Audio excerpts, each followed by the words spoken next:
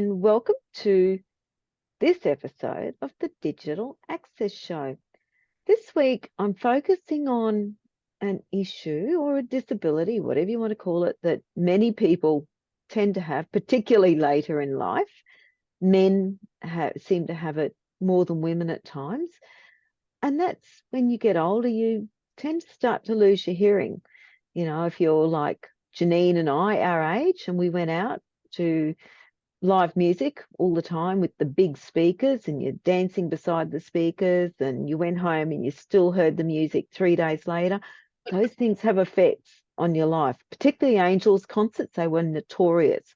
3 days later, you could still hear the ringing in your ears. Deep Purple, Narelle. Oh my gosh, I never saw them in concert. I'd like to introduce everyone to Janeen Vosper from Speech Perfect. I've brought Janeen here because Janeen is a communications expert, a speaking expert, but Janeen has lived experience herself with members of her family having hearing loss. Janeen, thanks so much for coming on. Thanks, Narelle. I'm really interested in learning about what your show does and sharing information. Hopefully that might help your listeners a little bit. Well, I hope so, because I think people do forget some signs, some very obvious signs when you look back that people are losing their hearing. You know, my old uncle used to go, yeah, what's up? In other words, speak up. And it was, now I look back later, he'd obviously turned his hearing aid off because he was really annoyed with his wife. But, you know, before that, before he got the hearing aids, he actually couldn't hear. Or a person might ask you to repeat it again a couple of times, or they'll say to you, well, you're speaking really quietly, you need to speak up, you're mumbling, you're mumbling, or you're not facing me, or you. Oh yeah, that's the worst one I used to get. I used to get and still occasionally get if we don't have hearing aids in. yeah. And it's a big issue. And the TV goes really loud and the music is really loud, or they're talking very loudly. And then you end up talking loudly as well. And you look back and think, oh my gosh, why didn't I pick it up? So Janeen, tell us about you and tell us about your experiences, because obviously I'm very interested myself to hear your experiences. It's interesting as a speaker and a communications coach, Narelle, that my husband, when I'm speaking to him, I think the most popular word used over the last 10 years is hey. Hey. And you repeat something for the third time and I just give up and stop communicating because I couldn't be bothered repeating it again. And it's really just listen better. My husband worked in construction. Yep. It was the days of cutting dangerous materials with a handkerchief around your mouth and no hearing aids. Yeah. No hearing devices or anti-hearing devices. I think what they call headphones or something like that. Yeah. So naturally he's ended up with hearing loss. Yeah. But it's been, and part of his, I think, is part of Meniere's and tinnitus as well. So it's all of that's going on, well as not having 100% hearing anymore. It's so frustrating for him and very frustrating for me and anyone else that's trying to have a conversation with him. Yeah. So Janeen, when he first started getting his hearing aids and when you were first aware, what were the adjustments that you had to make? Because there would have been a lot of adjustments, not just for him, but for you as well. Hey? That. Hey? Oh, Narelle. Patience, I think is the main one. I think with him, it's been a continuous, he's always talked about selective hearing, saying that it was selective hearing, which really was just a cover up. Yeah. And I do believe his left ear, he doesn't hear as well out of his left, meaning that when we're traveling in the car, he's not, we can't have a conversation. Yeah. And I also think a lot of the times he would zone out. If we're in the car, I tend to listen to books. We do lots of long trips. And he wouldn't be necessarily paying attention to what's on the books or what he's watching on TV. And I think all of those components for him was, I can't hear it properly anyway. So he would zone out a bit with what he was meant to be listening to. So he would have missed out on so much, because in that time you had grandchildren coming into your life. Definitely. You Yeah. had children getting married, you had family life changes, that because he's not hearing properly, he would have missed out on so much. How frustrating for him. Yeah, very frustrating for him.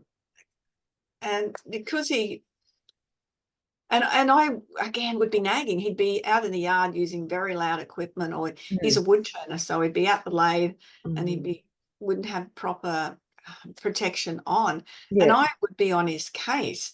But because his hearing's already damaged, it's not as loud to him. So if he comes along with the blower, it hurts my ears, where it's not as loud to him because he doesn't hear it as well. But those things are also important to know, and it can be dangerous then, I suppose, too, when you're missing out on hearing something. I know my neighbour is profoundly deaf, and ever since we've known him, he's a brilliant lip reader. But that's part of the thing I've learnt with Don, is that if I'm facing away, then he can't hear me. And with our neighbour, you actually have to be looking. And with Lloyd, you purposely look at him and speak, and he can read everything that you're saying. Whereas when someone has lost part of their hearing, then you don't sort of think it's the same deal. And they Whereas wouldn't, that is. and they wouldn't have learned Auslan sign language of any type. They No, don't have lip reading. no. They're really dependent on being able to read a person's body language and facial language. They're really dependent on a person talking clearly. And as you said, facing them. Yeah, but that was what I'd get accused of all the time is, well, how could you expect me to hear you? You're facing the other way. Whereas I'm thinking, well, that doesn't really matter when you're talking to someone, but it did matter to him. He's now got hearing aids only in the last 4 months. Yeah. He's put hearing, and it's made a difference to his world. He can't believe, he's making comments of the things that he can hear that he couldn't hear before, and he's helping our son out in a heavily industrial workplace, and he had to go and get hearing protection that blocks out 100% of the sound because it was so loud. Which that's quite a contra to what he was doing before. And the thing is, he would have, like children learning to speak as well, that would have been terribly hard for him. With your grandchildren and with Don getting the hearing aids, what's been the way the grandkids have reacted? Are they very good at making sure they face granddad to speak clearly, these things? Yeah. No. They're kids. They wouldn't think twice. And because he wouldn't ever say, I can't hear you, he would just ignore the question. And I'm thinking about it, and the grandies would I know when the little Miss 8, who when she was littler, she would actually grab his face and turn him in the direction towards her, which I just thought about that when she was probably about 3 or 4. Well, that would have worked, wouldn't it? That got his Absolutely, attention. because he would have just been ignoring her up until then. And she still is a chatterbox, doesn't stop talking at all. So I think part of that is a bit of selective as well. But that, you're not paying, basically, by doing that, she was saying, you're not paying attention. Yeah. But even when you go out to a restaurant or something like that, there are things you have to take into account. I remember you talking, I can't remember where we were, and you were talking about you'd gone out with all your sons and their families, and one of the sons had made a particular choice to ensure that Don would be included. Do you want to explain that day? Yeah, we had to find somewhere that was not 100% indoors, because you get so much, and a lot of the new restaurants and cafes don't have any soft furnishings in them, which means they become very loud environments. And he can often hear what's going on in the kitchen, which seems weird, but not what's happening across the table. So for our son's 40th, and we were at the Brecky Creek, but it was all outdoors where we were. And that even though there was hundreds of people there, well, not for the birthday, but just as the pub is. And there were lots of noise and music and everything, he could have a conversation because it was not this noise bouncing off walls. It made it easier for him. Still very difficult. Yeah. We haven't actually been out anywhere in particular. Most of the things we've done the last few months is sit around campfires, which is a different space.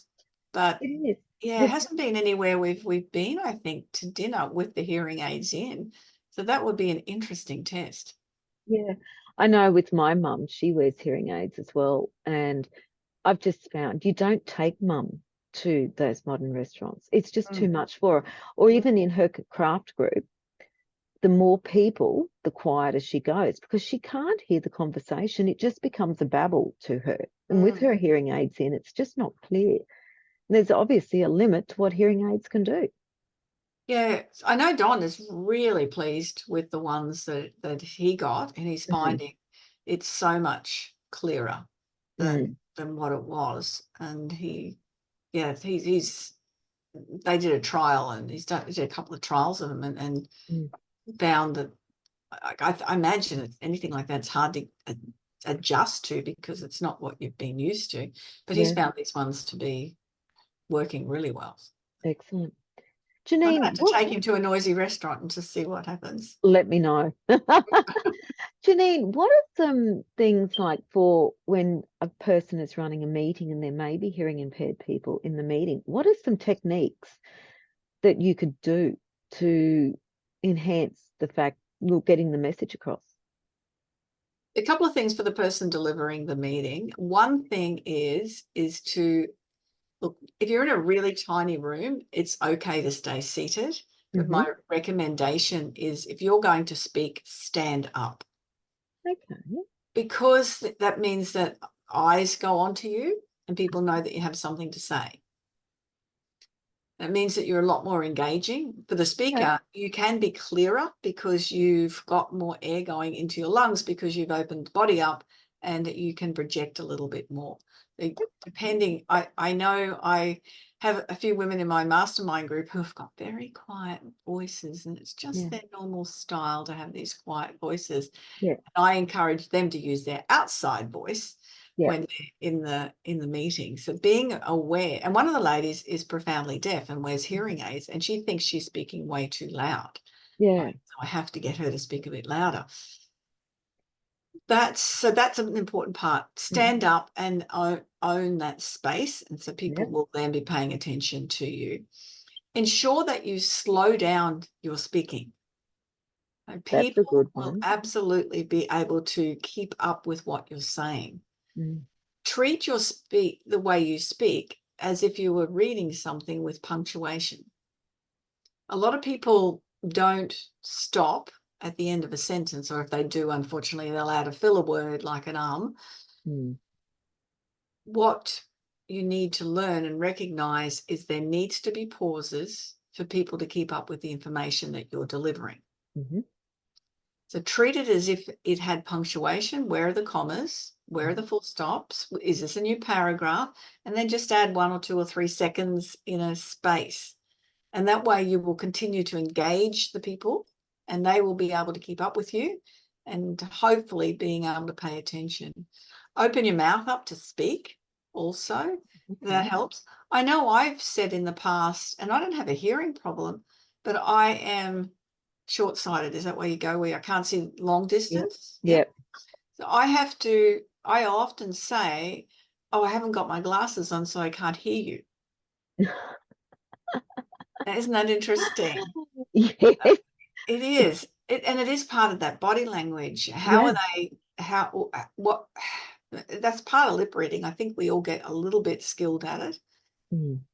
But that's an important factor, is to make sure that you do open your mouth and connect your body language with what you're saying. Yeah. What about like when you and Don go to parties, or like you talk about around campfires? If you're sitting around a campfire, could be 8, 9 people. How do you manage then? A campfire is a darker area. So being able to, turn face on and speak, you're not necessarily going to know. How do you manage those times? You usually don't have the distractions or the background noise. Okay. The odd curlew or something like that might come Yeah. across. It makes a big difference to the background noise. And if Yeah. you're doing something like that, the rest is quiet, and Yeah. there's usually only one person speaking at a time. Yeah. Yeah. What about for TV, for music, all those things that require good sound, like watching TV, watching the NRL, not necessarily some of the commentators, we'll leave them to one side, but how's that working for Don now? Oh, it's a lot easier for him. And the Mm. other thing is the TV isn't on full blast. I can tell when he's got his hearing aids in or not. Yeah. And I work from my office, which backs onto our TV area, Mm. which is actually better than where it used to be, because it used to flow through to it. If I close the door, it's fairly good, but I can tell if he hasn't got his hearing aids. I'm in the office with the door closed, and I can certainly hear all the words. Yeah. And that's been a major problem over the years, is just how loud the TV's been. And he's Yeah. got shocking sleeping habits. I'm telling secrets now.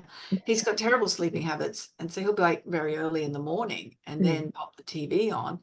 And I'm in the bedroom with the door closed, and I'm hearing the other end of the house. And Yeah. on more than one occasion, I've rung him rather than screaming out or getting up. I've got the mobile phone and I've rung him and said, turn it down. I shouldn't laugh, but that is funny. It is. The other night, and talking about that, the other night I could hear this beeping, Mm. and I've woken up and I've wandered through the house. I couldn't identify where it was coming. I thought it was the smoke alarms, Yeah. and then it's stopped for a few minutes. I went back to bed and then got up again. And when I heard it again, this is ridiculous. Where is this noise coming from? And it stopped, and I got back into bed and realized it was the fridge. So he'd got up at these 3 o'clock and left the fridge open, but he couldn't hear any of this. Yeah. And that's the other thing because at night you're not wearing the hearing aids. That thought of intruders Yeah. or smoke alarms or Yeah. anything like that at all, Yeah. he can't hear that. Oh And gosh. he'll go, it's your imagination. I go, no, it's not. I can actually hear. Yeah. Something's going on. Yeah. And that's So it. yeah, that's an important, that's a really important factor. Yeah, it is. Really comes down to you don't know what you don't know. Mm, mm, Yeah, and I think that's, the conversations that we've had about communication over the last, what we've known each other about 18 months, 2 years. mm, And mm, it still comes back to that, doesn't it? mm, Don doesn't know that the fridge door's open because he can't hear the beeping.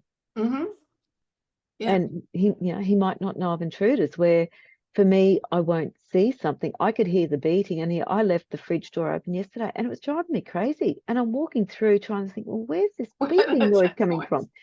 And of course, I couldn't see it. And so I Mm. thought, okay, touch everything. And okay, fridge door's open. That'll do it. But again, it is. What are a couple of takeaways, Janine, that you can say to people about communication with people with hearing loss?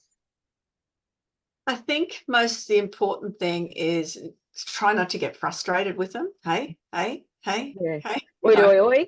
uh, it is really, it takes a lot of patience not to get frustrated, because often with my husband, and I found with others, they don't recognize there's a problem, Mm, even though other people do. And it yeah. wasn't until we were traveling with others that said, you've got to do something about it. Yeah. Yeah, rather than what I'd been You saying for saying it. years. Mm, So that's probably one point from the receiver. mm, And for the person who might be hearing impaired is own up to it yeah. and let people know, because if I know that, then I make sure that I face him when I'm having a conversation. I don't walk away and Yeah. keep talking. And Yeah. that's the thing, is that, so recognizing that you need to identify, yes, I have a hearing problem, and let's get it fixed. Don't Mm, just ignore the problem. yeah. And one other thing is, if people do have hearing problems, give the information to them on a piece of paper to reinforce, or an Mm, email to reinforce what you've told them. mm, Use digital means to do it. Not necessarily a video, mm, depends on their level of hearing, unless it's mm, captioned. mm. But there's always more than one way is what we're talking about, isn't there? Thanks, Definitely. Janeen. And that, sorry, I'm just going to add, that's a really good point from what you said, because so my husband usually does the grocery shopping, and I will tell him things, and he'll say, write me a note. But there's still it's a way of learning and keeping track, but it's not taking it in as much. That's it. And, for me, obviously, I put my shopping list on the reminders on my phone. And then if I'm getting someone to help me, I can share that reminder with them. So I still have control of my phone. They can see the list and we'll go through and go, yeah, eggs, milk, whatever it is, and tick, tick, tick, and it's done.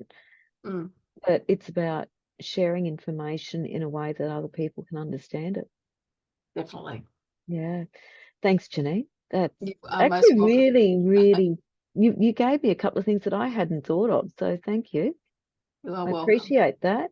And that's Janeen Vosper. Janeen, how can people contact you if they want to find out more about what you do? And seriously, Janeen is great with communication.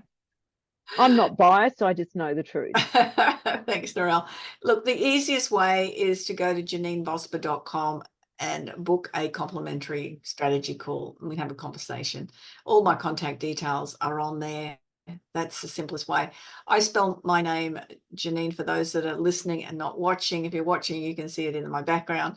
If you're just listening, it's Janeen Vosper, VOSPER.com, and you will find everything about me there. Yeah, and it's even if you just want to have a chat and say, give us some tips about how to manage with the hearing impaired in meetings, Janeen knows her stuff. So this is another episode of the Digital Access Show. Please like, subscribe, review. I learned that from Janeen. That's another Janeenism. And Google review, whatever way. We'd love to hear from you. And we will see you next time. Thank you.